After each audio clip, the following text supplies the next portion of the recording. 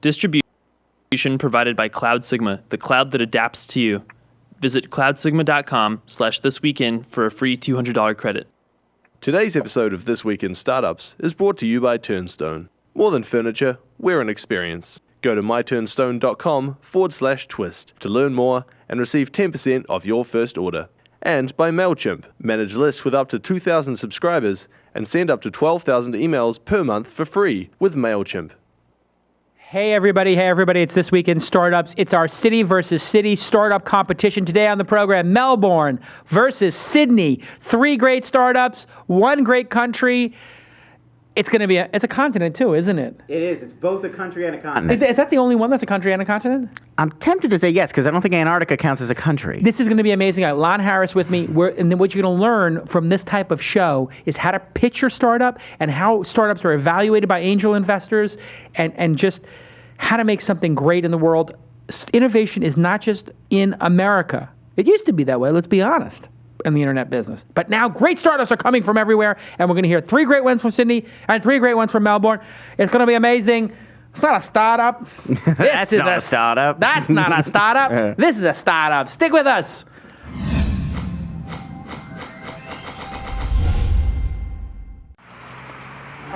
That's what it's all about, man. They said money is the root of all evil. What? Funny how it feeds my people. We ain't gonna live like equals until we get the money, spend the money, and defeat you. Yeah. Money is the root of all evil. What? Funny how it feeds my people. Yeah. We ain't gonna live like equals until we get the money, spend the money, and defeat you.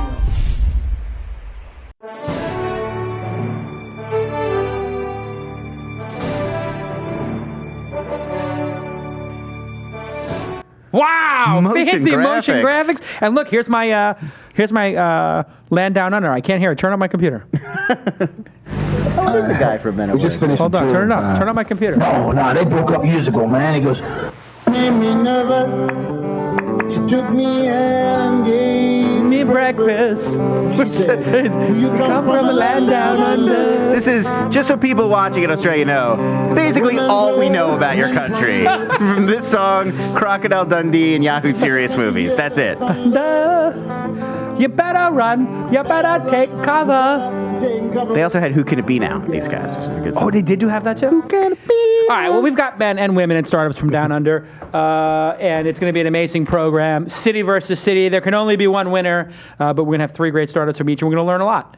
On this program, This Week in Startups, we've been doing it for hundreds of episodes now, hundreds of thousands of downloads, millions of dollars in revenue. This thing is turning into like a juggernaut. It's been a juggernaut. Let's be honest. It's getting big, though. It is. No, it really is. Like the guests are getting bigger. Bigger guests. Yeah. I see more tweets coming in all the time. More production value. Yeah. And money. The show is sold out through March or April. Really? April. Wow. Yeah, it's crazy. Into 2013. Like, yeah, it's going to be like, you want to buy ads? Like, yes, talk to me in May. It's great. It's great. Nice. And hey, listen. It's good to have a cushion. We're trying to figure out how to make the show more valuable to entrepreneurs, right? That's why I'm here. The whole team is dedicated to getting knowledge out of great entrepreneurs, out of great angel investors, out of great media types, and getting that information into your brain as an entrepreneur and a founder to try to make you smarter, to try to make you more effective at your job. And as part of that, we've decided, hey, why don't we do a live version of the show, right? So everybody loves, we've done some live versions in the past. But a couple times. And it's always been a disaster, to be frank. Just technical issues or whatever. Yeah, it was good content. I mean, we did that one from South by Southwest. We had like Tony Hsieh. We had Tony Hsieh and the microphones with the reverb. The sound was awful, but it was a good discussion. I had to fire that person. Anyway, I'm so mean. It's true. I'm so mean. It would be funny if it wasn't a true story. It was funny if it was a true story. I literally fired the person. Like, I just went bonkers. Anyway, listen, we're going to try again, thanks to our good friends at Rocket Space. And they're hosting us and a live fireside chat December 14th with our friend Jeff Clavier. He's a great, great angel investor. I've known him for a long time. He was angel investing long before I did. And hey, you want to check out the price? Look at this price. How's that for a price, huh? $1. Is it like a technicality? You have to charge something? Or? You know what? I don't want people signing up and then not coming, and I kind of feel like people will sign up if you have to put your credit card in. Yeah. It takes you have to think about it. Right. So I don't want to. We only have I think we have like 50 tickets available to the public. And so you can go get 1 or 2 tickets, and you just go to, we're using Eventbrite, which is a great piece of software, by the way. Just go to twistlive.eventbrite, twistlive.eventbrite, and you can sign up and get one of these 50 free tickets. I'm announcing it here on the show before I tweet it, and I won't announce it, so please don't tweet at anybody until, including my staff, don't tweet about this until next week, a week from today, Friday. So, whatever, next December. Right. So all the tickets will be gone by then. Exactly. So I just want people who listen to the show to get it first. Go to twistlive.eventbrite.com. twistlive.eventbrite.com. And get yourself a free ticket to that. And it's going to be great. I'm going to be there. We'll have drinks, cocktails, everything. It starts at 4 p.m. with appetizers and cocktail hour. The Rocket Space people, somebody tell DeMont, Rocket Space better put out good food and good drinks for my people. I want really good food and good drinks. Tell Rocket Space to shoot the lock off their wallets. No cheaping out on me. No pop-off vodka at this point. I want that Ciroc. Give me that P. Diddy vodka. It's got to be made from raisins. Yes. And then, listen, it'll be 5 to 6 o'clock. We have a fireside chat, and then 6 to 7, more booze and more food. Sounds like fun. Thank you so much. Hey, and MailChimp is the sponsor of today's program, along with my friends at my Turnstone, which we'll talk about later, which is really exciting. But you guys know about MailChimp. I use it all the time. Are you not on the This Weekend mailing list? You should be. Make sure you go to thisweekend.com and sign up for the mailing list. 2,000 subscribers, 12,000 emails per month. Lon Harris, you're doing What's Trending now. You're the executive producer. Have you embraced email yet? What's Trending? We don't use a lot of email. It's very social media oriented. But the show. you know that people, do you read every tweet on your feed? Do you read every Facebook feed? Nobody does. I read every YouTube comment. I will say that. But do you read every email that comes into your email box? No. You don't read until Lon Harris? No. Do you look at them, though? Yes, I scan, but Right. I can't possibly. You can't read everyone, but you look at everyone. There's a lot of value. And Ranker, the company I used to work at, lived and died on the mailing list. It was, for if you're doing content on the web I'm telling like that, you gotta it's vital. What's Trending needs an email list for the top 200 or 300 people who are your biggest fans. Right, the dedicated people who want to hear about all the special things. People forget. And we're always doing special events, which would be where it's really useful. Of course. We just did this YouTube Creator Space show. We're doing Trevor Live Sunday. And you know how much it costs for 2,000 subscribers, which you're not even close to? It's nothing at all. It's free. It's nothing at all. What a price. And why does MailChimp give you 2,000 subscribers free and 12,000 emails per month free? Because they know that they're going to help you grow, and they don't need to make money off the small accounts. They know that they can help you grow, and then when you get big enough, you'll get enough value out of it that they'll charge you a reasonable price, and you'll be more than willing to pay for it. Like myself, MailChimp has been my biggest sponsor and supporter, I guess, along with GoToMeeting since the beginning of the show. Really an amazing partner, and I love and use their product. Mobile-friendly email templates, pop-up reviews for mobile devices, drag-and-drop file uploading, and the free plan is always free. And there's no contract. You just sign up, you start using it. You don't have to worry about having like a 2 or 3 year contract like some of these other companies do. Shenanigans. Not cool. Thank you at MailChimp. And it is your Geary as a fan of the show to say thank you at MailChimp. Okay, now let's go to my friend Sam Stewart in Melbourne. Sam, Frenchie, are you there? I am indeed. How are you, Jason? I'm good. How's everything in Melbourne? Very good. It's been a little bit hot here lately, but apart from that, very good. It's summer. It's summer there for people who don't know how climate works. Is it really summer in the winter? Yeah. Yeah, the northern hemisphere, southern hemisphere. Yep. So you learned something today. Wait a second. You're saying during Christmas it's summer? Yes. We'll routinely have days that are above 100 degrees Fahrenheit for Christmas. That's mind-blowing. Wasn't that mind-blowing when you moved east from, like, I moved west. I grew up in Philadelphia. Right. Wasn't it mind-blowing when you came out here and there was no snow on Christmas or it wasn't freezing on Christmas? It was like... Yeah, it was very strange because it's not only that, but in the East Coast, it's much more unpleasantly hot in the summer because it's humid. Right. So it was like, it's nice all the time, which in Philadelphia, there's like a 3-week sliver of the year when it's nice. No, that's Melbourne. Hey, Melbourne has a really great startup scene, correct, Frenchie?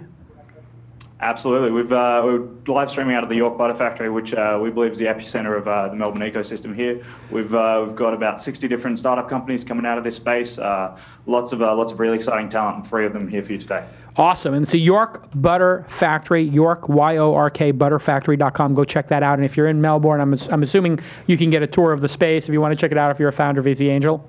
Absolutely. You guys can come through for a free trial day anytime. And now the York have to get Butter to Factory, Melbourne. how big is that? How many?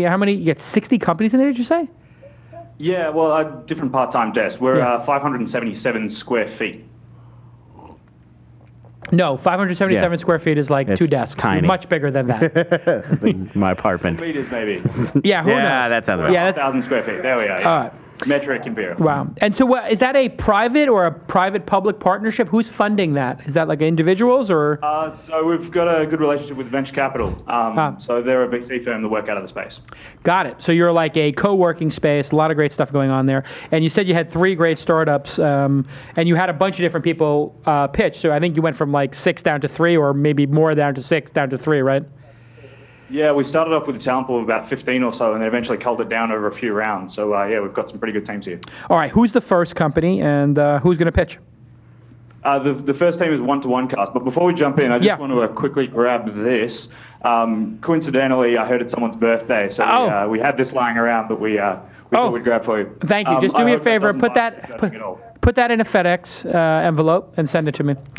No, it's my birthday was on Wednesday. 42 years old. Oh, my birthday was on Monday. Oh, right. I forgot about that. You're the Yeah. 26th. I'm the 28th. Yeah, We're that's both right. Sagittarius. Did you have a nice birthday? I did. I turned 34 this year. Wow, This is- you old bastard. Yeah, the I mid- knew you when you were in your 20s. You did. You Yeah. did. Yeah, the mid-30s are. It's. You old bastard. It's You're going to tough need to get married and make a baby soon. What are you doing? I'm what are killing you. What are I'm doing? killing him. I'm killing. Last night I went to 5A5 Steakhouse.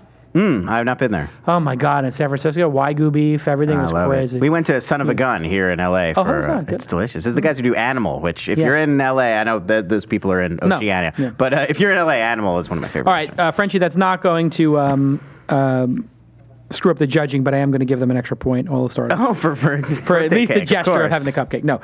So who's first? Let's We've get got a started. one-to-one cast up first. 1-to-1. 1-to-1 cast. I don't see them on our list, but. Is that SoundGecko? Product is SoundGecko. Oh, Yeah. got it. there you go. Okay, now here we go. I get it. All right, SoundGecko, are you there? Excellent. Yeah. We'll just swap over. Here we go. Hi, Jason. All right, here you go. And your name is Long Zhang.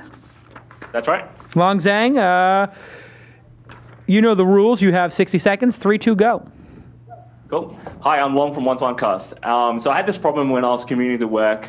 It's really hard to read and stay up to date when you're moving. And so when I'm on the train, I have my mobile with me, but the text is not that kind of easy to read. And when I'm in a car, well, I'm really out of luck. So we launched this product called SoundGecko.com. What it is a read it later service with voice. And so you can send a URL, a PDF, or even RSS feed to it, and it will send you back MP3 files that you can listen to on the go. And so we have apps for Chrome, for iPhone, Android, even Windows Phone. We launched this about 4 months ago. We have about 35,000 people try it because it's so easy to use. You don't even need to sign up. And we're currently doing partnerships with universities to get it into higher education because students and teachers love using this to do their class readings. We recently had about $250,000 funding from Singtel, led by Singtel, and also we're developing a next generation personalized radio product, kind of like Flipboard for years, which is coming out early next year. All right, very good. Let's hear it for SoundGecko. Nice done. Very well, very done. Okay, so now I'm looking at this and I'm saying, I don't exactly understand what's going on. I had a similar thought. My main point of curiosity that we didn't answer is it a computer reading to you or is it a human being reading? Right, that's the first thing that was unclear from the pitch. Right. However, I did get the idea that you send a URL and you put your email address in and then you get an MP3 back. Right. And I said to myself, I want this. Oh yeah, that would be fantastic. I really do want this. However, I'm still confused. Is this a human? And how long does it take to convert text to speech? How much does it cost? And of course, I had the website here, so I saw the features and plans. So on a pitch basis, this pitch was imperfect. It wasn't a super exciting pitch, and it wasn't super clear. I would give the pitch a 7 out of 10.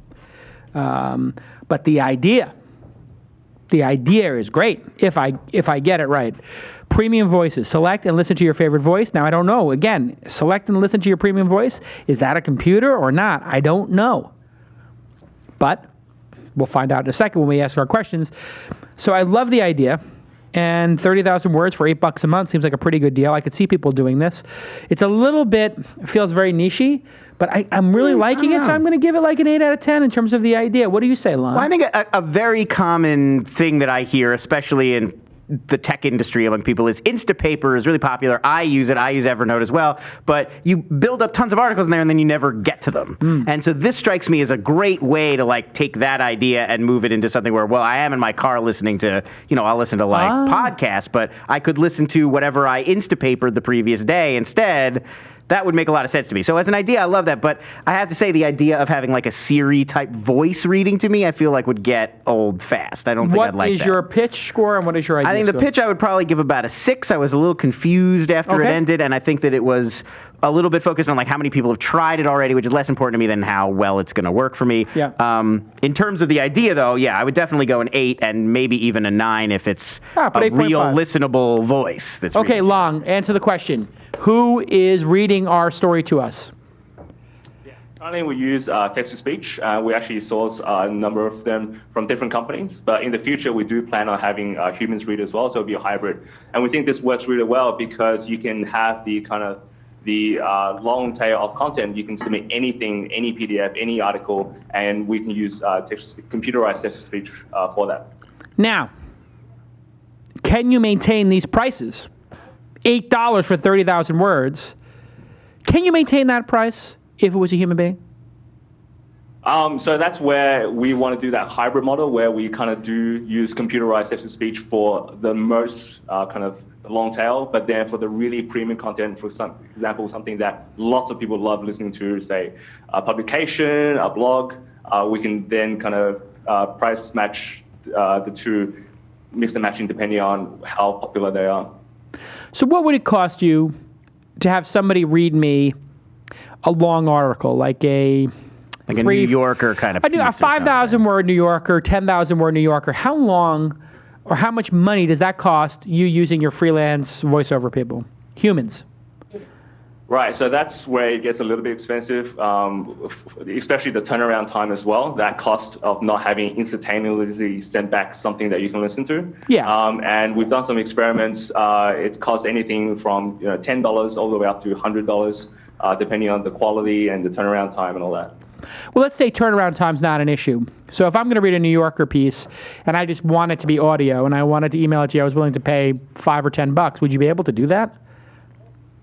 That's something that I guess we'll be exploring down the road, but currently we're just focused on the current kind of text-to-speech model where it's instantaneous almost. Now, what about copyright? I mean, you're doing this one-to-one for somebody. It's a technology service. Is there an issue around intellectual property? Yeah, so we definitely looked into this, and we're kind of adopting a pretty industry standard model with a lot of these other content kind of abstraction services, like, for example, Pocket or Instapaper, as you mentioned before. And it's worked really well for most of these companies. And for us, it's even a little bit better because we actually take content from one form to another that it's not in their original form. And so we're allowing people to access content that they otherwise wouldn't have been able to do on the go. And so, well, I know the value proposition, but what a publisher is going to think when you make an audio version and you're charging a fee for it? Yeah, so we actually spoke to a number of different publishers, and most of them have a really, really positive reception to it. They love getting their content out to people that otherwise would not have read them. And they know that our service is not a replacement for the website or for their feed, and so it just basically drives more usage of their content. And also down the road, we're looking to do partnerships with content providers so they can monetize our service for them. All right, listen, I love the idea. I love audiobooks. I don't like the idea of computer. I agree with Lon. I think this is rife with intellectual property issues, that's most true. Great ideas. I hadn't even thought of that, but that is an interesting point. I mean, companies like the Wall Street Journal probably won't like somebody making an audio Wall Street Journal. No, and the New York Times already, like some of the top publications do little abridged versions, but they don't do enough. Right. And what the Wall Street Journal needs to do is hire SoundGecko to just do all of this and then let them sell it and split the money with them. Listen to me. I would pay for it. It would be worth it. Oh, for sure. I mean, if you had your favorite publication or two that you don't have time to sit and read every day. You know what we call this? A wedge strategy. You start, You put the wedge in, it irritates people a little bit sometimes. It makes them pay attention. You get on This Week in Startups. Maybe maybe it's legal, maybe it's not legal, maybe some people will be upset, but you put that wedge in, you start banging it. You bang the wedge in until something cracks open or it doesn't. Yeah. And you see if there's some treasure inside the box. I like it. Let's go to Sydney to hear from SimpleCue. Strong start for Melbourne, no? Yeah, no, it's definitely an interesting idea and immediate. Like you hear it and you're like, oh yeah, I would use that. Yeah. Do we have Sydney on the line? Yes, Suren here. Hey, Suren. Now you're from Sydney, and your company is SimpleCue. You know the rules. You have 60 seconds. 3, 2, go. Hi, my name's Suren. I'm one of the co-founders for SimpleCue. You know the instructors that teach group fitness classes down at the gym? Imagine having to remember all the choreography needed to teach those classes every day. Right now, all this content is delivered to these instructors on CDs and DVDs, which means they have to constantly carry boxes of CDs and DVDs. This is where SimpleCue comes in. We've created a platform in the cloud that allows the group fitness companies to deliver their content using our platform directly to the instructor's mobile instantly anywhere in the world. Our platform helps protect the content from piracy for the group fitness, and we've managed to have access to the biggest group fitness music online database in the world. We've taken the whole process and digitized it for the first time in the group fitness market, from the content creation to the delivery to the mobile platform. In a simple way, SimpleCue, it's like Spotify for the fitness instructors, and it's like a Shopify for the group fitness programs. Got it. Okay, very good. Listen, you go first, Lon. Do you understand what this is? Here it is on the screen, by the way. I mean, you know, obviously, I'm a fitness nut. No, I was going to say, I Pass the donuts. I think I get the idea, which is that if you are running your own fitness classes, this helps you set up your lesson, queue up the songs you want to play and everything. And then if you are looking for a fitness class, you can use this to like find classes in your area or something. But I have to say, I'm a little sketchy on exactly how it works, and if I guess it's a platform really, and then people have to come in and sort of use it to create this marketplace for fitness. Yeah, and I was a little confused as well. Is this for me to create a class that I run live, or is this for me to create a digital class? Right, yes. Like, is this for a class for somebody to use on their mobile phone when they're in a hotel room? I'm assuming, because he says it ports everything to your phone, so like if you were going to your actual class, you could plug in your iPhone. So you create the class online, but then how do you get the videos and stuff like that up? You know, there's a lot of questions here, and not a lot of answers, and it looks like this site isn't complete. The product's not completely done. So I think the presentation was weak. I'll give the presentation a 6. I don't exactly understand the product. Could have been a better presentation. But I do think the product is an interesting idea. I give it a 7 out of 10 on the idea and the pitch. And what do you think? Yeah, I give the pitch a 6. I mean, it's an interesting kind of thought, but it was sort of a little all over the place, I think. And I'm looking at the site, and it's using, maybe this is an Australian thing, but I don't know what a gym stick is. There's a lot of like looking for gym stick muscle, and I'm totally lying. Again, not the biggest fitness guy. Maybe that's all the craze now. I don't know what a gym stick is. I don't know what that is. But yeah, the idea I'd say is a 7. It strikes me as a good idea, especially if you were trying to do like a yoga class or something, and this was a constant nightmare of having to like set up your whole class on your phones. You could just go in and not focus on it while you're running the class. Yeah, I get that. There's something there, yeah. And what do you give the idea? I said a 7. A 7, okay. All right, so Sorin, are you there? Yes. Okay, so tell us, what exactly is this? Is it for me, the instructor, to make a class that I can then have on my phone, and it's like my notes as the like presentation notes almost? Or is this for me to create a class that then my students can take virtually? What is it? This is basically, Jason, at the moment there is different styles of fitness programs like pre-choreography. So a lot of the fitness companies pre-choreograph certain style of teaching, and they want their instructors to teach it that way. Got it. Right now, this content is delivered every quarter, but the instructors teach this every week. So what happens is the instructors are stuck with this content until they get an update in the next quarter. So the answer is this is for large gym companies to get their teachers the proper curriculum. That's correct. Got it. So it's an intranet tool. That's correct. Got it. And they can instantly upload it, and they're all global. We do internationalization, and we also give tremendous flexibility for the instructors to mix and match the choreography to suit their style. Because currently they get it on CDs and DVDs, and they can't do anything until they get the next CD release. Got it. And how much are you going to charge? This product is launched, or you have it in beta, or are you just putting up a landing page, lean startup style, and seeing if anybody bites? What is it? Where are you at? We've just come out of beta about 2 months ago. We have 1,000 active instructors. It's a monthly subscription for $15.99, which is a lot cheaper than what they currently pay. $15.99 or $15.99? $15.99. Per instructor, per login? What is that? Per instructor per month.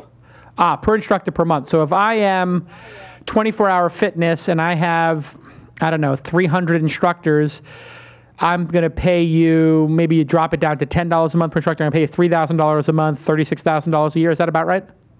That's correct. That's correct. And this is for the individual instructors instead of paying $30 to $60 per CD and DVD pack that they currently do.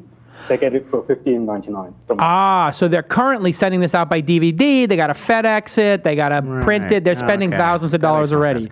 And actually, on your Twitter bio, it says SimpleCue is group fitness choreography reinvented. And adding that word choreography makes it make a lot more sense. If you look at SimpleCue.com, it doesn't say it's for creating the choreography program. It sounds like it's individual people who want to be fitness instructors. Yeah, I think the landing page is okay, but it's like group fitness classes your way doesn't mean anything to me. But software to plan, create, choreograph, and run your group fitness classes is cool. Yeah, or just even saying group fitness classes, just fitness classes. You don't have to say group. So there's a little copy editing that needs to be done to make the idea clearer. Right, to fine tune it. But now that it's been explained, I actually think it's a pretty good idea. I do think it's a pretty good idea, and based on that, I'm going to give the idea a 7.5. I'm going to up my little thing a little bit. But then shouldn't you mark the pitch down? That's what I was just thinking. If the idea is better than we thought, doesn't that mean the pitch was worse than we thought? The pitch was got me intrigued, but just in terms of pitching, people have to watch some of the better pitches. You're very fair-minded. Yeah, listen, it's not a terrible pitch. The pitch got me intrigued. It pulled me in. Mm-hmm. Very good job, Cesarian. And let's go back to Melbourne for Tweaky. G'day. Good day. G'day. Hey, hold on a second, okay? Hold on with the good day there for 1 second. You're putting some shrimp on the Barbie? I gotta pay for some shrimp right now. Okay. I gotta pay for some shrimp, but this is gonna be easy shrimp for me to pay for. I was in Rocket Space where we're hosting the live event. Yes. And I'm in Rocket Space, and I see the following. Look. Beautiful desk. Look, it's a green. Look at the desk, and then the desk has the integrated couch into it, and then it's got this thing over here with the skateboards on it, because all your employees skateboard to work. No, it's got this weird thing that's like a to go between things, and you can put papers in, and then you put this thing at the end with a cubby, and people can put their jacket or whatever in there. I was this is better than the metal desk. How much does that cost? And they're like, it's like $1,000 a person or something. I was like, really? It's pretty affordable. I want that. So then I said, hey, let me just buy a new desk for everybody here. So I started looking into new desks, and we're basically installing 50 of these desks here at my own office. Nice. So I'm like, hey, wait a second. If I'm going to buy $50,000 in desks, I need to talk to these people about advertising on my program. So I'm literally going through, and here's Cloud. They made a little video about Cloud using. But these guys make beautiful stuff. Look how gorgeous. There's Joe Kraus, who's been on the program. Sure. From Cloud, talking about how awesome his office is, his office space is. And let me tell you something. Employees like to be in a beautiful office, right? When you came to work at Mahalo Lawn back in the day, it was a big, beautiful office. It has a massive impact. You wouldn't even think the space environment in which you spend your day would have this large of an impact on your mental state, on the quality of the working, on collaboration. It's really important. Yeah, and look at these beautiful desks. Everybody loves the desks. They all look gorgeous. And listen, this is the way to do it. So you were influenced by Clout. No, it wasn't influenced by Cloud. It was I was at Rocket Space and I saw them. So anyway, listen. Everybody go to my Turnstone. Like you're turning a stone over, get it? myturnstone.com and check out this gorgeous stuff. Then I want you to go to myturnstone.com/TWiST. TWiST. This Week in Startups. And you will get 10% off your first order.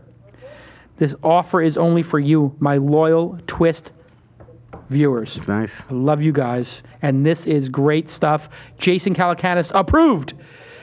Get 10% off anything. This is the most generous offer. Let me tell you something. For giving 10% off software is one thing. Giving 10% off a physical product is another. This is incredibly generous, the offer they're doing. And I love this product so much I bought it, and so much that I said, these guys are approved to sponsor the program, and they are supporting startups. Go ahead. You like their product so much, you bought the company. Exactly.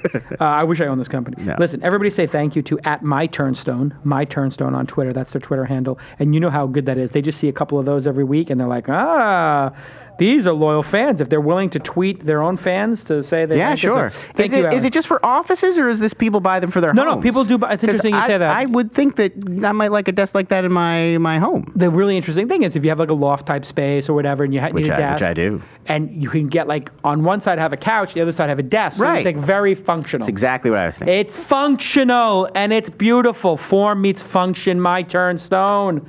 Thank you guys. Let's now go back to our friends in Melbourne. For Tweaky. Hello, mate. G'day, how you doing? Good day, good day. How annoying is it? Tell me the truth. Is it really annoying when Americans are like, good day, mate, good day, get it? Bobby, shrimp? It's annoying, isn't it? No, they love it. Most of the time it's okay.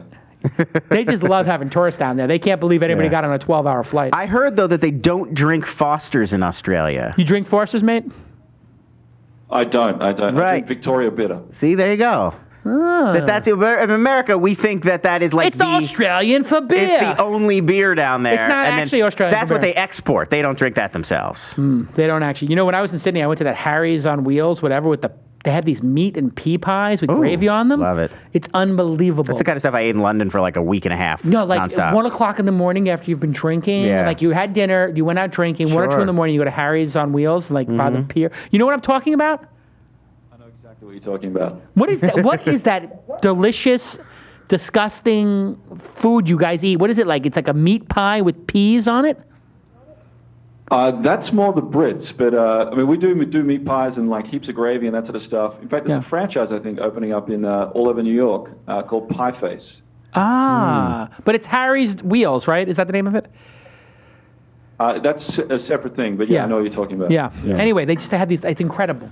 Yeah, the meat pie thing is delicious, and nothing is better after a night of drinking than a meat pie. When we were in New York, we used to get these. The West Indian guys had the meat pies, the spicy ones with the phyllo dough on the outside. Samosas, right? They're like samosas. Yeah. But it was like a West Indian thing. It was more like West Indian, like the islands. All right, here, Tweaky, the world's #1 marketplace. Okay, I shouldn't do anything.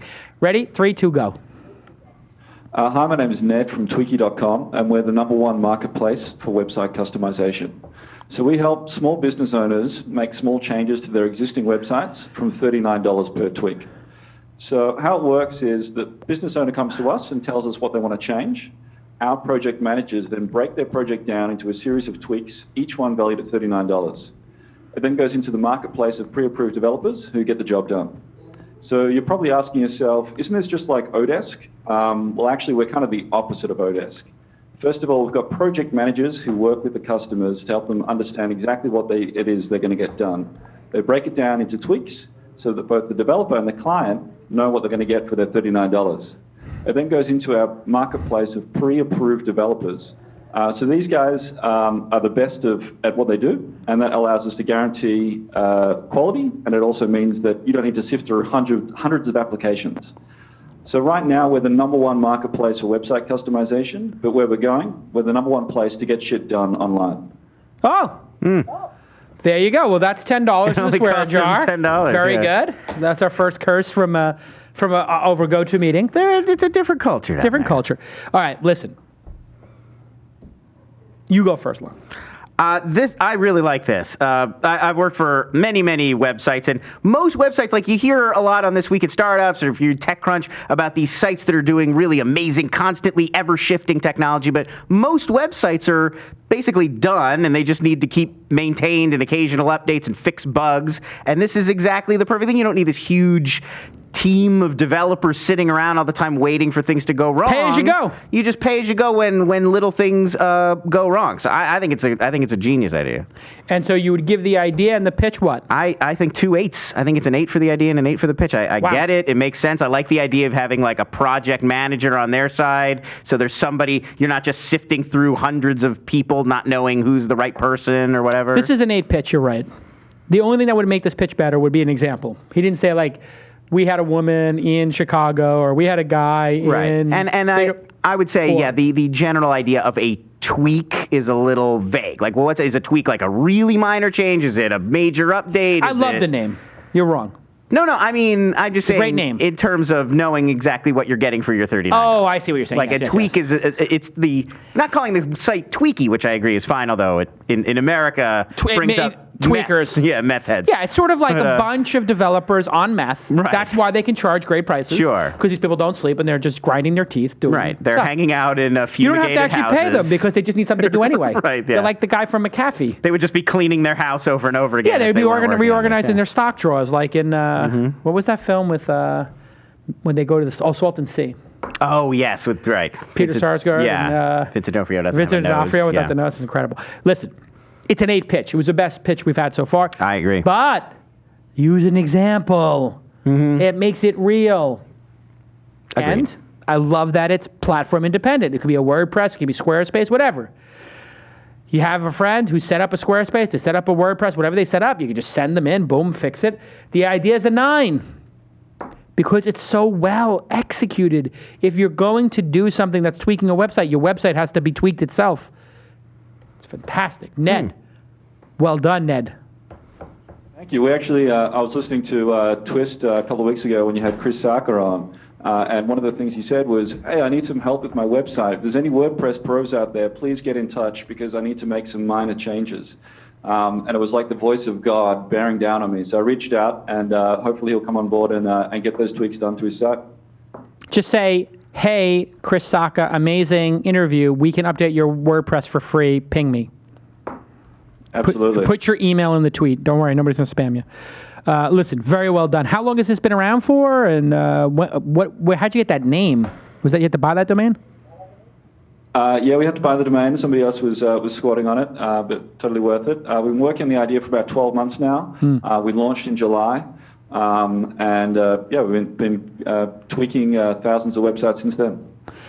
And where are most of your developers, I'm wondering, because if you're charging $39, $59, how do you make money off that? Do you have developers in like Eastern Europe or in the Philippines? How are you getting this done? Look, they're all over the place. Like we've got developers in Canada, in San Francisco. We've got developers in Australia. We do have some developers in Eastern Europe and all over the place, really. Where are the best ones? I guess best bang for the buck. You know what, the best, well, I guess we're really doing it, we're a meritocracy, right? So it's just, we're standardizing the unit of work that's going to get done for the website. And because we're pre-approving, everyone is pretty good.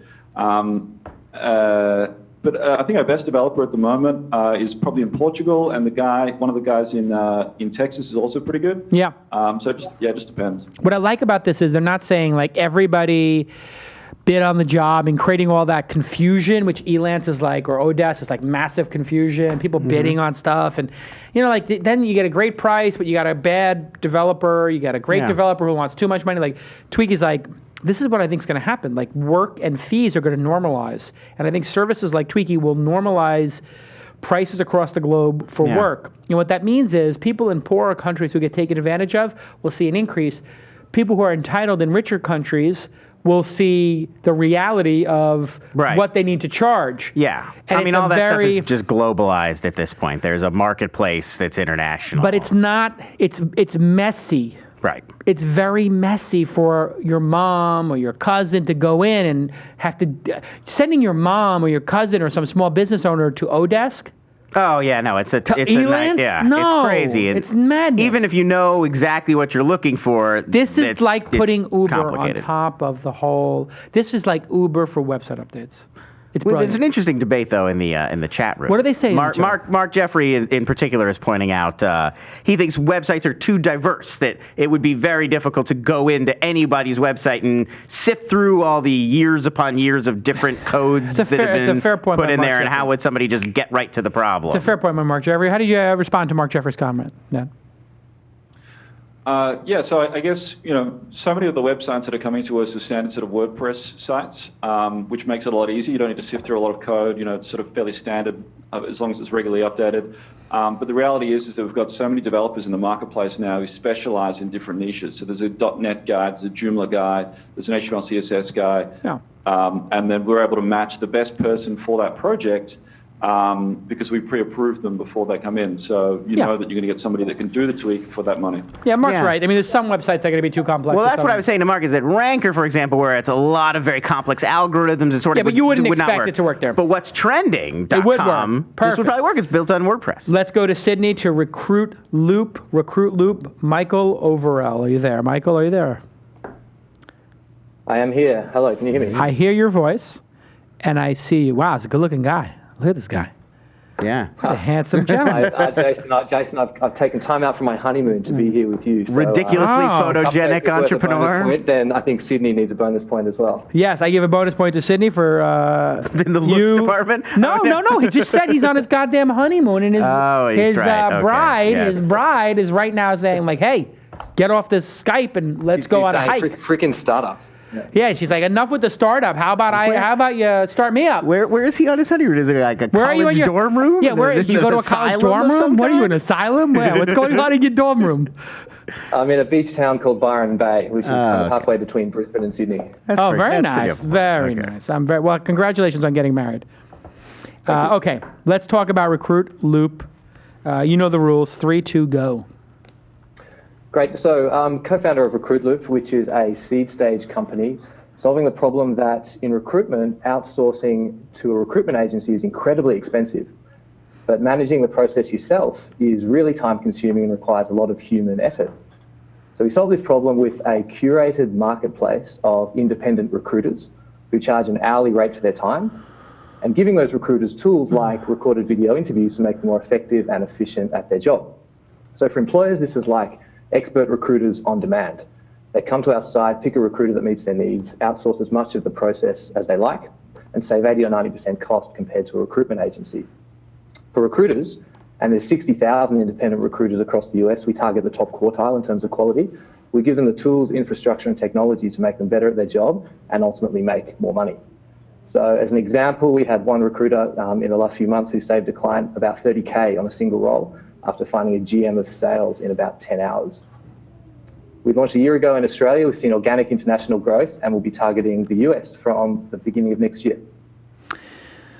Okay, excellent. Did you go first, Lon, or did I go first? I went first on the last one. Yeah, so as a pitch, it's an 8. It's a very solid pitch. However, once again, on the pitch, no example, except we had that one about like somebody... Yeah, that saved him 30K. $30,000. But I would want... See, so I give it 8.5. I'll take it back. I give it 8.5. But that's fair.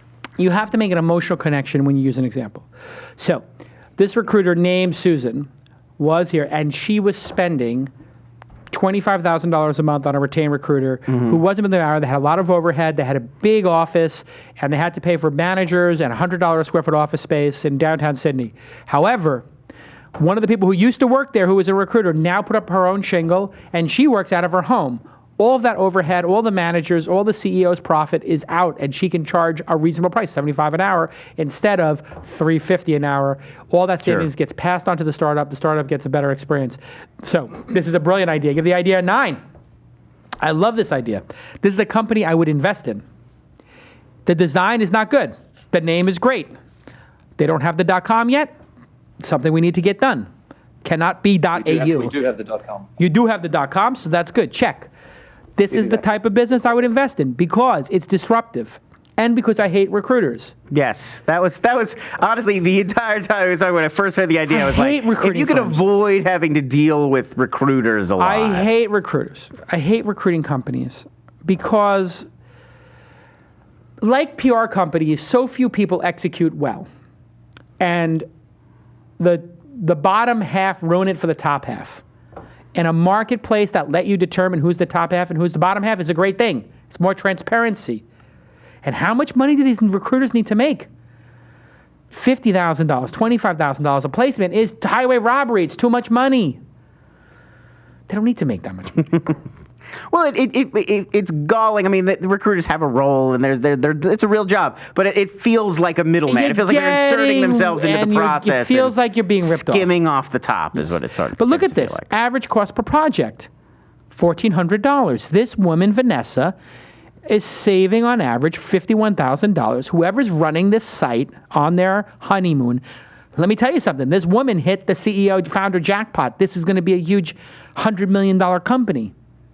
She's smart to lock it down. She's done well.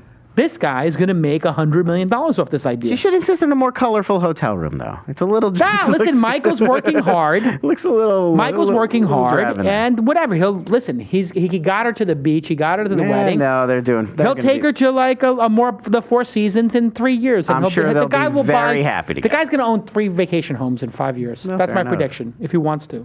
This is an incredible idea. What do you give the pitch? What do you give the idea? I hate to bias it. I gave the pitch a 7.5. Okay. I thought it was pretty good. I thought it was a little dry. It was a little dry. I could have used a little bit more of like the coolness of the product or sort of a gee whiz factor with it. I agree that it's a 9 idea, and anything that can really save time in this process, it's a huge pain point in my experience for especially smaller companies to deal with the recruiting process and the hiring of management level people is just it's a nightmare, and if it really saves time and is useful like it seems like it is, that would be a big idea.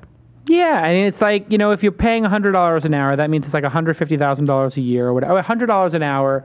If the person worked 40 weeks a year and they work 40 hours a week, because people take like 12 weeks off. In Australia, they take like months off. People barely work in Australia. It's a nice life. They barely, unbelievable how much vacation these people take. Anyway, it's not as bad as like Italy or Greece, but it's pretty much up there. Anyway, point is they work 42 weeks a year, 40 hours a week. It's 1,600 hours, $100 an hour, so $160,000 in whatever salary.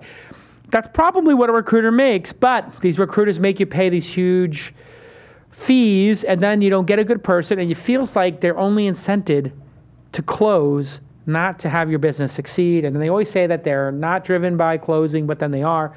Anyway, this is fantastic. Michael, was there any competitors doing this before? Did you get this inspiration from another place? Where did this idea come from? The idea came from one of our co-founders who had an offline business of 50 employees, and he just swore off using recruiters based on all those reasons you just talked about. He, by chance, found one woman who was a semi-retired recruiter who could help him and just charge him by the hour for every role that he needed. And so that got the prices down from $20,000 a role to more like $1,500, $2,000 a role. And as a CEO of a company, that was worth his time to outsource that to someone who really knew what they were doing. So we just got together and figured out a way to scale this up, taking inspiration from sites like Odesk and Elance and DesignCrowd. But really tailoring it to the recruitment process. Are the large recruiting companies really pissed off? We thought they would be. In our first year, we went out kind of with kids' gloves on. We didn't want to throw stones until we were ready. And interestingly, we won an industry award in Australia just the other week for best innovation. So we've kind of made more friends than enemies so far. Because I think a lot of people in the industry realize there's a need for change, and they're under attack from a lot of different angles, like LinkedIn and new technologies all over the place. This is fantastic. This is really well executed. I think the design could use an overhaul. I'm not crazy about the logo, but that's just like on the fringes. You'll get there. It's a brilliant idea. It's disruptive. And where are the reviews, though? Like, can I review this person? Do I just give them a score, or do I get to review them?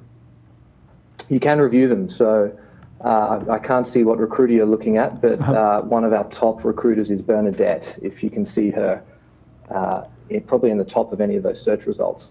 At least I find Bernadette here. Yeah, Bernadette Eichner, I got her.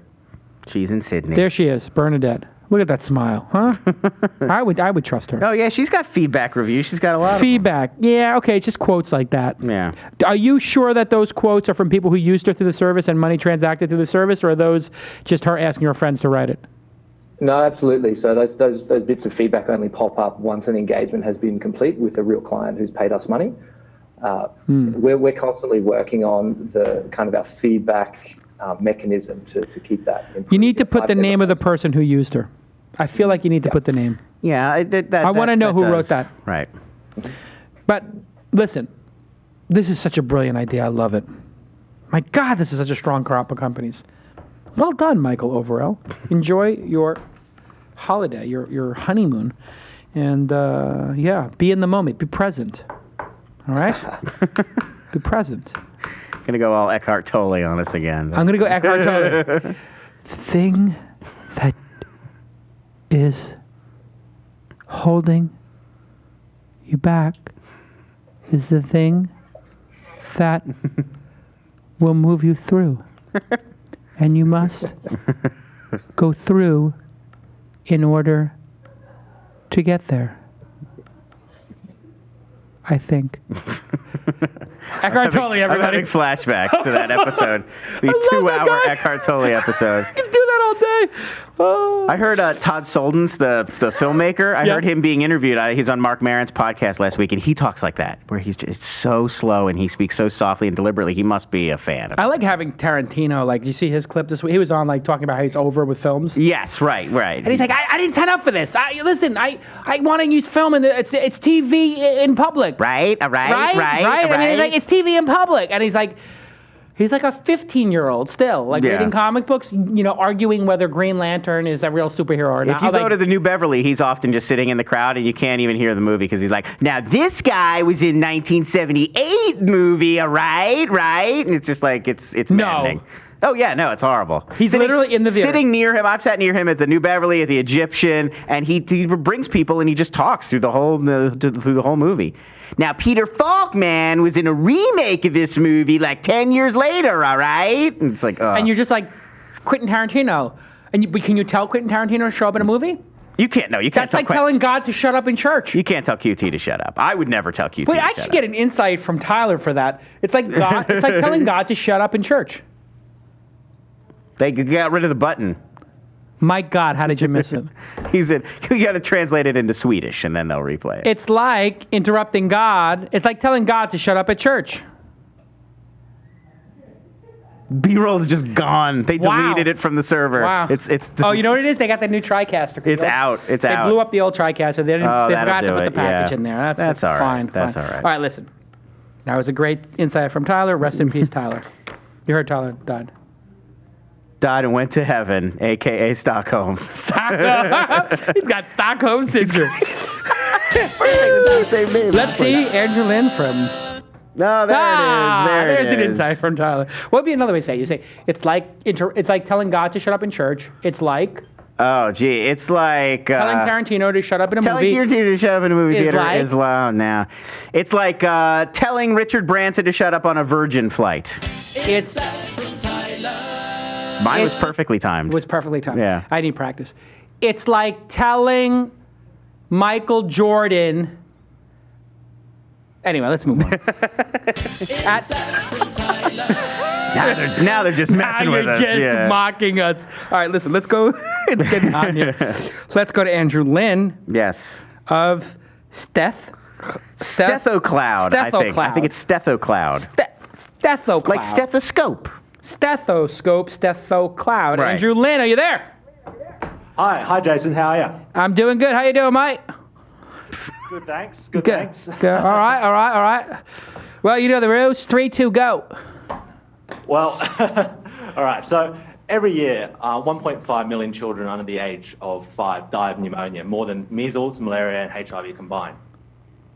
Most of these deaths occur in developing countries, where access to medical care is extremely poor. So the problem is that many children are not getting diagnosed at all, getting diagnosed late, or getting misdiagnosed.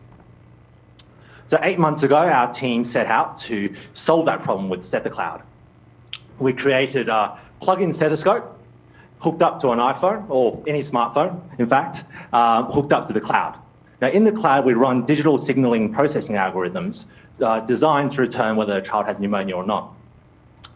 So we believe for the first time, we've not only digitally enhanced the accuracy of diagnosis of pneumonia, but we've also allowed potentially minimally trained people to use our software to diagnose pneumonia, potentially increasing access vastly. Now, 8 months later, we've started a clinical research at the Royal Children's Hospital in Melbourne, where we are collecting data and using machine learning techniques to refine our algorithms and potentially look at other diseases such as asthma. Okay, good. Always end with, so anyway, on a pitch, you always got to end with, and that's not all.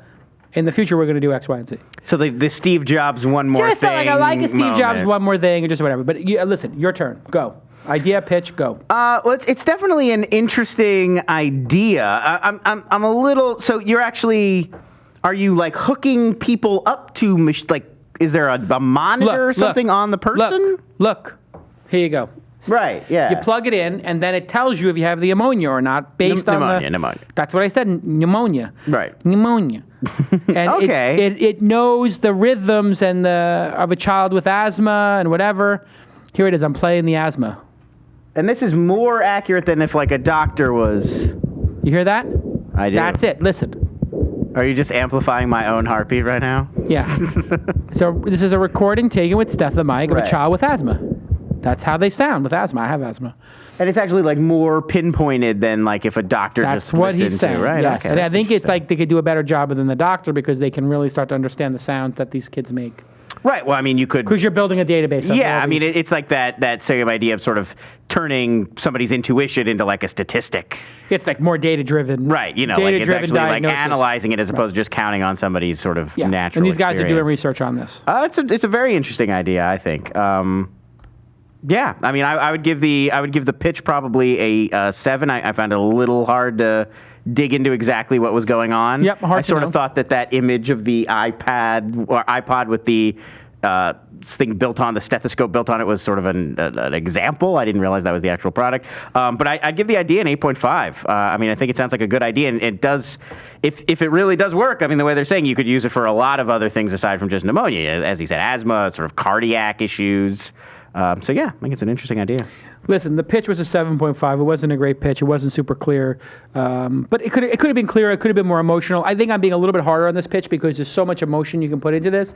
And I felt like it was a dry read, sick kids and all that stuff. And the website does a good job of that. But anyway, the idea is a 9 clearly. What did you give the pitch, an 8? I give the pitch a 7 and then the idea an 8.5. So we're pretty much on the same page on this one. Yeah. It's fantastic. Andrew, does this thing actually work? So we have come up with a preliminary algorithm which can, which we're hoping to refine with research at the Royal Children's Hospital. So I'll give it 6 months before we will start validating our data and refining our algorithm to a point where it can be readily deployed to. So you don't know exactly how accurate it is yet, but you know that you can record this and make a digital recording, put it in the cloud, and let multiple people listen to it. So at the moment, we're basing our program off the WHO guidelines, which has been written. Which basically what it does is it's a checklist, and at the end of the checklist, there's a component where you have to count the child's breath, and that is the most accurate and the most sensitive measure of whether a child has pneumonia or not. The problem is healthcare workers in developing countries aren't actually able to count that effectively. Our program at the moment accurately predicts how fast a child is breathing. That's all it does at the moment. But with data and with machine learning, we're able to tell other signs which are able to more accurately predict whether a child has pneumonia. And what about putting this into the cloud and letting, in the borderline cases where people couldn't diagnose, letting a doctor from another country who's got more expertise watch a video that you made of the child breathing, of the stethoscope attached, and just crowdsourcing to doctors who have a little free time and letting them getting a tax write-off for doing it. Volunteering their time. So that's something we've thought about, but at the moment our focus is actually on collecting data and refining our algorithms. Yeah, I think you got the right order. He's got the right order. Even get Doctors Without Borders could just get 10,000 of these or something and do it themselves. Well, I'm just also thinking, like, what if you're in a town where there is no doctor and you think your child, like, what about having this, like, one in a village where there's no doctor? Right, well, I think that's what they were saying with developing countries. Yeah, you get one of these for a community, and then any sick kids you just send over there. Doing a video of the child. Right, so that somebody could see visually, the breathing synced with the video synced with the breathing, with the sound, with crystal clear sound, and then maybe the heart rate, like just putting it all together in a tricorder. TriCaster? What was the tricorder? Yeah. The Star Trek thing, which actually the X Prize is doing. X Prize has a tricorder. Really? Yeah, they want to do a device that could more accurate than a doctor at diagnosing. And there's like a $10 million prize. Yeah, I mean, and it's the Roddenberry family. Go to X Prize, you'll find out. I'll take a look at it. Are you guys competing in that X Prize tricorder prize? Oh, we're looking into it. Yeah, I think you guys should get involved in that. And are you a doctor or something? What makes you qualified to change the world, young man? So, yes, I graduated from medicine last year. All right, so you are a doctor. Yeah. It's like Doogie Howser. What are you, like 15 years old? How old is young he? to be a doctor. 24. You're 24 and you're a doctor? And an entrepreneur. He's No, you're not a doctor, you're a nurse. Doctor. You're I'm 20. not practicing as a doctor though, Ah. but I graduated last year as a doctor. So you have to like do like an internship for a couple of years and then you'll be a real doctor. Right. All right. Residency or something. I have no idea how that stuff You know, like these other doctors are so bitter right now. Like there's like 50-year-old doctors who are like, "Who's this kid? He's not even like." It's like, you know what it reminded me of when he was particularly a little bit is Moneyball, where it's like there's the old guys who think I can just look at a kid and know he's going to be a great pitcher. Gut, by their gut. And then there's the kid coming in with his stat sheets and his spreadsheets and like, no, it's there'll be these guys. So he's and not. they resent the young kid like, oh, he's trying to use these facts. Yeah, who is this kid? It's about the experience. And I feel like there probably are doctors who feel that way. Yeah. Did the older doctors hate you, Doogie? No. I think most of our mentors, at least, have been quite encouraging of our project. They see great value in it.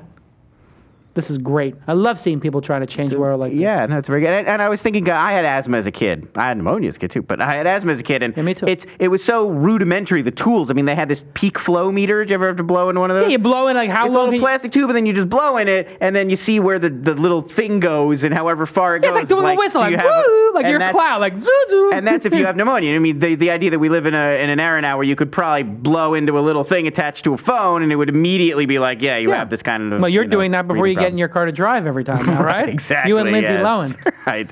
Well, All right, I have listen, a problem. Andrew, very well done. Yes. Let's hear it for Andrew. Good job. Now we go to Sydney. This is incredible. I am so proud of these companies. It's a stacked meetup. There have not been any Unbelievable, the duds. innovation. Well, you know what I told Kieran? We have not given many low I told Kieran, scores. do not put me in a situation where we got duds again. One dud livens things up, I will say. It does, but you know what? You know what the problem is? I am so old and like I have no tolerance for anything anymore. You know how I am. It's like if something is anymore. Yes. Anymore. No, I'm trying to get better about it. But like when I see something that's not good, I'm like, oh, this is terrible, and here's why. And then these millennial kids, they freak out, like, oh my God, you told me something's wrong?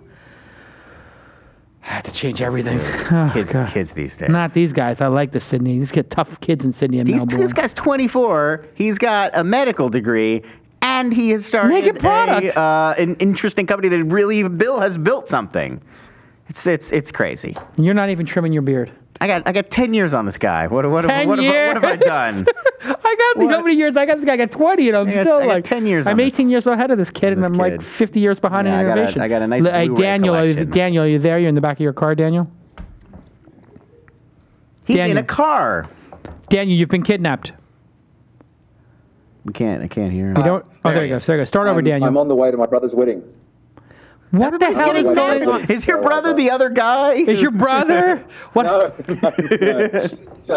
So I pulled over and everyone's inside, and I've hidden out in the car so I can talk to you guys. Thank you for pulling over. Yeah, I do appreciate when the pitch is not at 65 miles an hour. Weaving between traffic. Wait, how do you have Wi-Fi? Are you on Are you on like a 4G connection or something? Yeah, in Australia we're pretty connected. Look at the GoToMeeting HD faces. It's gorgeous. It's beautiful. It's crisp. It's better than in America on a landline. Yeah, it really is. We do Google Hangouts on what's trending all the time with people, and it's like a pixelated, like a Max Headroom character. Ugh. And they're in their homes. Unbelievable, this country. Yeah. This guy's on the side of the road. I'm moving to Sydney or Melbourne. I don't know. Meat pies. All the meat pies you can eat. All right, Daniel. You know the rules. 3, 2, go. Okay.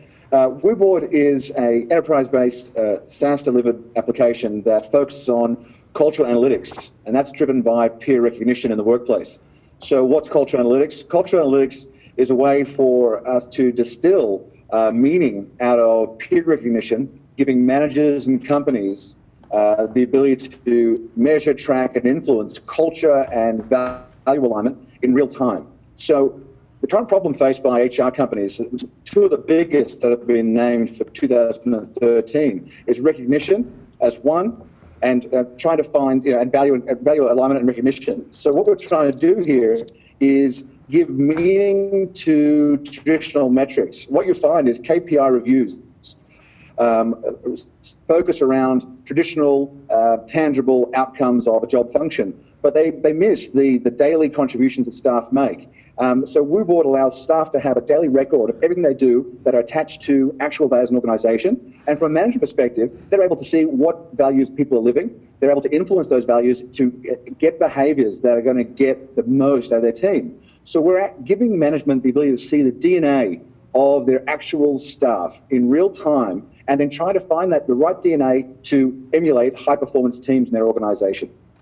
So we think the foundation of it is culture, because Yammers of the world, Teamly, all these companies are focusing on productivity and collaboration, but they're making a big assumption. They're assuming these companies already have that kind of culture. And we're saying we have the ability to help you build that culture from one bit of recognition on the way up and give you insights you just cannot get anywhere else. Okay. Lon, what do you think? Want me to go? I'm really fascinated by how you're going to come down on this one, I got to say. Out of all Wait, you went first last time. Maybe out of all the pitches I've heard on this show, I'm most curious as to where you're going to come down on this one. All right, listen. You went first. I'll go first this time. Last time. How do you get the information is going to be the key here, because this is becoming hyper navel gazing. A little bit. It's getting very navel gazy. And look at this. I now have to do a report for Jane Smith here on her potential and her recognition and how much she received and how much she gave and her leadership, her respect, her creativity. Well, that's what I said. When he was pitching, I was thinking this is a bit like everybody gets a trophy kind of idea. And then look at this. Here's the connectedness chart. Yeah. I mean, unbelievable. It reminds me of clout for your company. And here's our highest rated person for leadership. What the problem I have with this stuff, and listen, I am a big proponent of 15.5, which I've been using, and I'm going to invest in that company, I think, and they're a really great company, and it's really great for people to give feedback every week. I understand that these millennials want a lot of feedback, and recognition is the most important thing in the workplace. So my opinion, I actually think, does not matter that much, because I am an old school guy who thinks you go to work, you do the best job you can, and if you get recognized once in a while, great, but you should do the best job you can, because my dad would yell at us to do the best job because you're supposed to do the best job, and that's your job, is to do the best job, and doing a great job is its own recognition. However, I now recognize that the way I think is not correct. It's correct for me. It's correct for another time. Another time. Yes. I am an old fart, and these kids want recognition. Look at this. That's all they want. Recognize me. Recognize me. Tell me I'm doing a good job constantly. Well, I think they're used to people who are young today and entering the workplace have grown up, and there's just so much more information coming your way constantly. There's tons of feedback constantly coming your way. Social media and the internet, all these things have made Call it so of that Duty, there's Cloud. A constant feedback loop. You're constantly interacting with your peers. How many likes did I get? Yeah. How many shares did I get? Did I get repinned? Everybody wants to know their metrics. Yes, and I think that is a large part of it.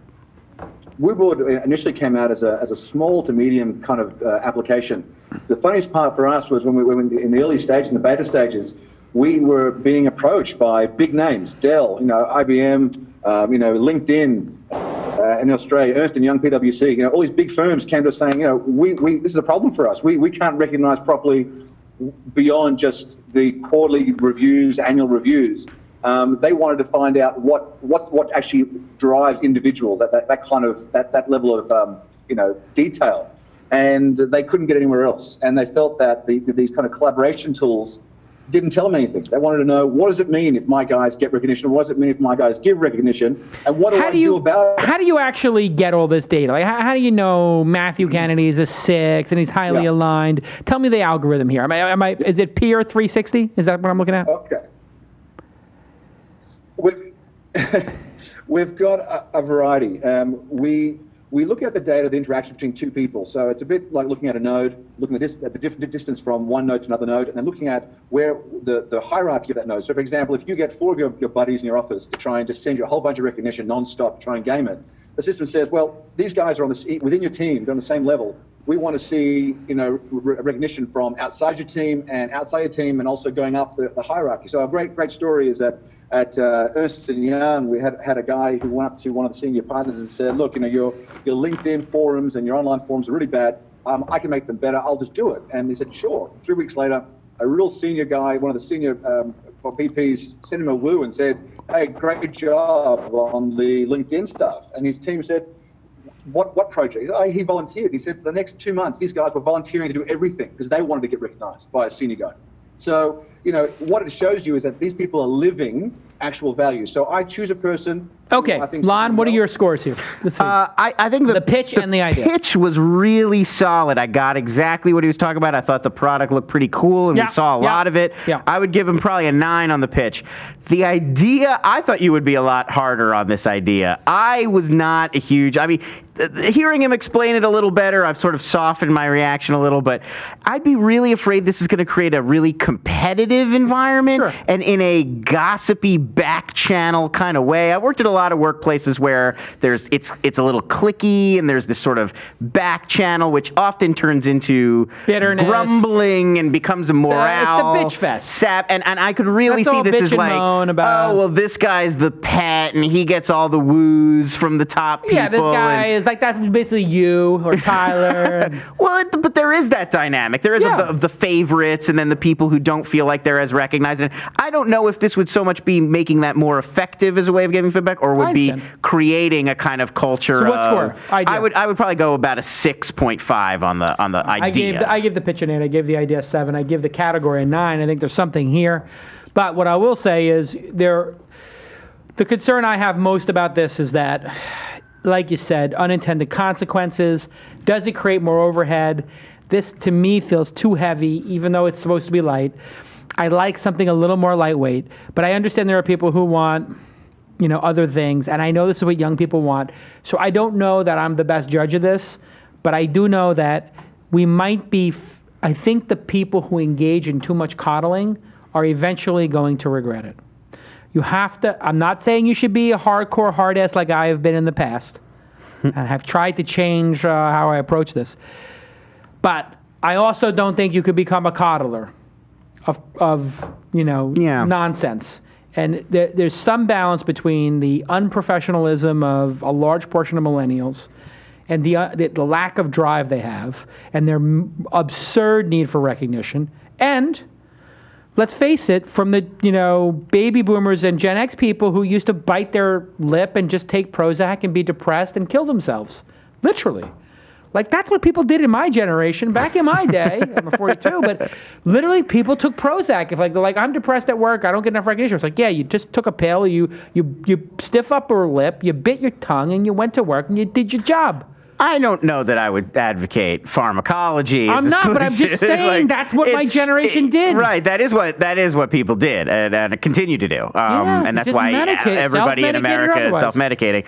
I don't know. I feel like there is something here, and I like the idea. It's no longer a company. It went under, but what BetterWorks was doing in terms of perks for employees. Yeah, like a little carrot. Right, and maybe tying this into that so it's less about giving everybody a numerical score and more about a way to, when people do awesome stuff at your company, a little like, well, go see a movie on the company or pizza party for these guys. I'm creating a new product. Really? It's called Attaboy and Attagirl. Right. And what it is it's the little wristband you get from Nike Plus? Sure. It's a Nike Plus wristband. Uh-huh. And you wear it.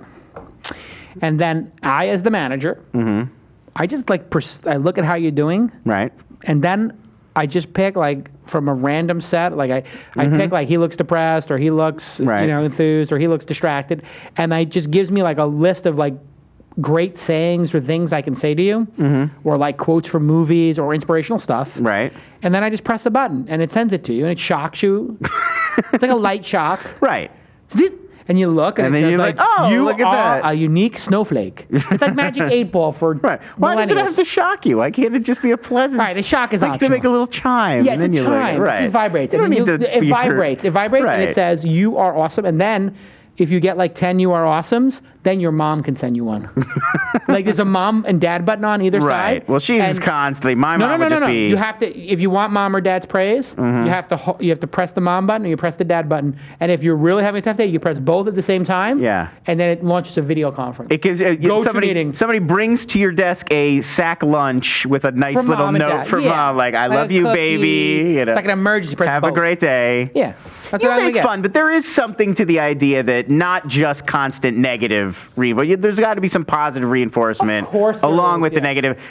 Just making people fear being chided is not enough. You got to encourage good behavior. I agree. Well, also But I just don't like the idea of I don't like the idea. I've said this many times. I don't like the idea of the clout score either. I don't like the idea of turning people into numbers and you're a 72 and you're a 48. Most of life is not like that. It's not quantifiable in that way. All right, listen. Hey, great job, Daniel. But it was a fantastic pitch. And it's gorgeous. I mean, and it's a great looking product. Please don't flip your car.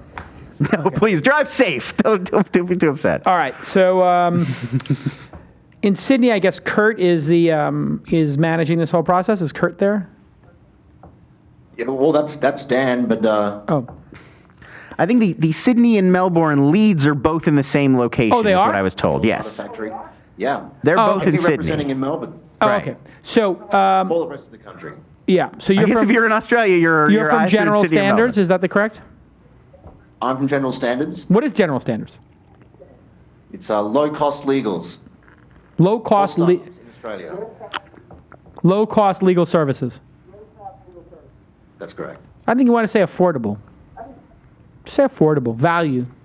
Provide value. Yeah, affordable. That's a better word. Well, use Simple, affordable. convenient, and affordable. Good. I like that. All right, everybody go check. And what is your website for General Standards? GeneralStandards.co.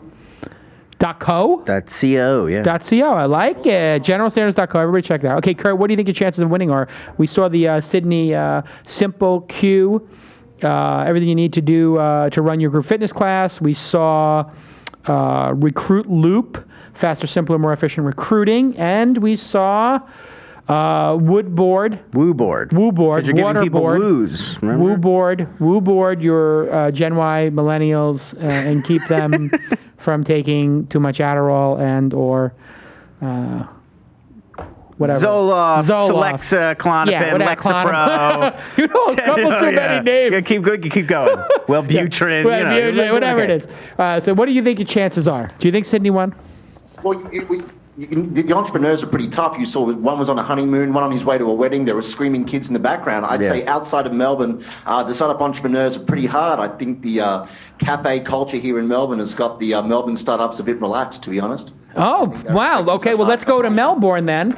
Frenchie, you heard what Sydney said about Melbourne. Soft to the core, not working hard enough. How do you respond?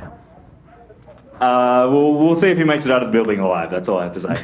Yeah, it's tough talk for a guy who's outnumbered, which I kind of like, but I did see the film Animal Kingdom. Yes, it's a great movie. Melbourne is scary. It is. Jeez, I like Sydney. I've never been to. I've been to Sydney, but I haven't. What's that actress named Jackie Weaver? She was up for an Oscar for that. Did you see that film? She's fantastic in it. Yeah. Wow, Animal. If you guys haven't seen Animal Kingdom, this is the best thing to come out of Melbourne since The Lord of the Rings. I'm joking. I know that didn't go. New Zealand. I know. It's an entirely different country. I said it as a joke. It always makes people. I would say Mark Jacko Jackson. He's the best thing to come out of Melbourne. Remember him from the Energizer commercials? He was that big guy in the 80s. Get Energizer! Remember that guy? I do kind of right. Look at this. Here's the trailer for Animal Kingdom. We're just gonna watch movie trailers now. Let's watch movie trailers. It's a great movie. It really is. Jesus, it's such a good film. Oh. It really is. It's powerful. Being looked after. Anything you do say can be used as evidence in any later court appearances. You understand? Yeah. Tell me if you agree with this. This boy who's being looked after, he knows who you are. And you've done some bad things, sweetie. That woman is That's Jackie Weaver, yeah. She is so disturbing in that film. Like, you know what it reminds me of? It's not a Tyler Insight, but you remember, Do tell. Well, you know how Edie Falco as the Sopranos? Carmela Soprano. Is just super nice. You mean in real life or on the show? Yeah, on the show. She's super nice. Like, this is like if you put her with Tony Soprano. Right. It's like a Tony Soprano of Carmela. Yes. No, it does have a Sopranos kind of Scorsese sort of influence. We're going to score this right now. We're going to score it right now. Here we go. 1, 2, 3. Give me your number 1, your number 2, your number 3, independent of city. I'm going to write mine. I just said, let me put a little music on. Do, do, do, do, do, do, do. We saw so many good companies today. SoundGecko, SimpleCue, and Tweaky too. All right. Then we saw RecruitLoop and StethoCloud. Wow, that was clever. Then we saw bored. Millennials need lots of positive reinforcement. Boom. Okay. Wow. Whoa, keep playing the music. Oh, not decided yet. Wow. I'm still having a tough time. Clearly. These are all so close. I don't know how to decide, so I think I'm going to pick based on which one I think I would most likely invest in, which means I want to get a return on my 25 dimes. I'd like to see it go 20x. So I could buy more Tesla Model S's for me. Thank you. Okay.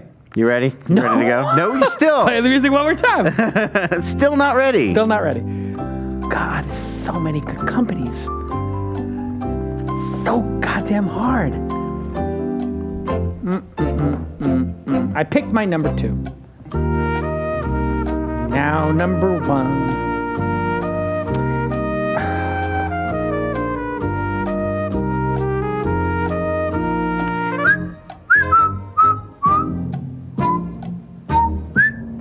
Okay. Da-da-da.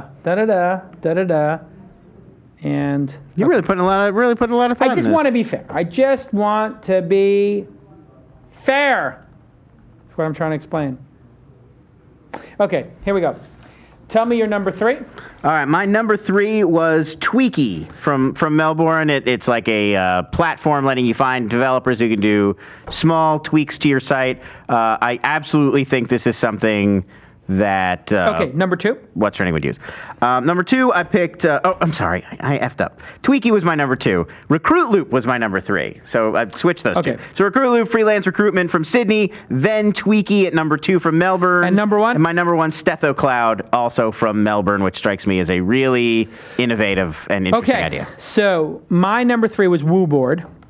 Really? Because I think it has great potential if they figure it out. Okay. And anything that takes that much discussion has potential. If it has that much debate, and I think that there's something there's a big chasm that needs to be crossed between management and millennials. There's something there. I don't think he's got it right yet, but I give it number 3. Was that from Sydney? That was Sydney. That was from Sydney. Okay. So that means we now have 2 Melbourne, 2 Sydney votes. Yes. I give my number 2 to Tweaky. From Melbourne. Which is from Melbourne.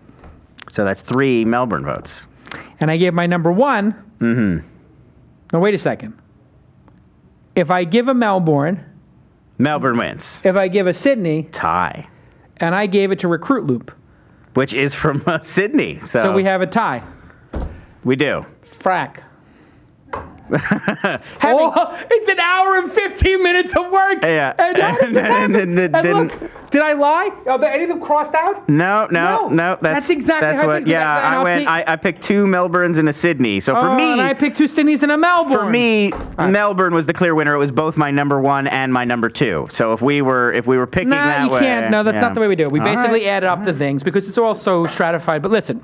And we don't want to do a tie. We don't want to do a tiebreaker. Do they have one more? I'm just gonna make it a straight up tie. All right, fair enough. I'm just making a straight up tie. Listen, the way I did it was, I would absolutely invest in RecruitLoop. I would absolutely invest in Tweaky, and WooBoard I would take more meetings with. Not Steth. You weren't interested in StethoCloud. I like I think that it's a stethoscope. StethoCloud. Stethoscope in the cloud. Is very nascent. It needs more work. It's like a Kickstarter project that isn't fully baked. It's not ready for investment. Maybe it's ready for investment. I don't know. I need more time with that one. And I have to do a lot of research. It's very hard for me to tell what's there. So I just felt like, although it has potential, I think it's very nascent. But I do think that would have been my number 4, actually. So anyway, back to Melbourne. What do you guys think? Well, just how bloody good are Australian startups? I think that's a big round of applause for Australian startups. It's incredible. It was a great effort from the land down under. All right, French. I think if we're having trouble deciding between the tiebreaker, we can either go back to the scores or we can, take other factors into consideration. Such as or a cupcakes? or a rugby match. Go. Well, wait. I say we do it basically. Where does Men at Work? Where does the guy from Men at Work hail from? The lead singer. Is he? We're gonna Wikipedia that right now. Wikipedia that. That's do these guys know? Is he like Colin a national Hay. hero? Where does Colin Hay hail from? Oh, he emigrated to Australia. He's from Scotland. Oh, bastard. How can the most famous Australian be from Scotland? That's crazy. Bastard. Now I hate that bastard. All right, listen. Great job, Australia. Great job, Sydney. Great board, Melbourne. Great job. And we'll see you all next time on This Week in Startups.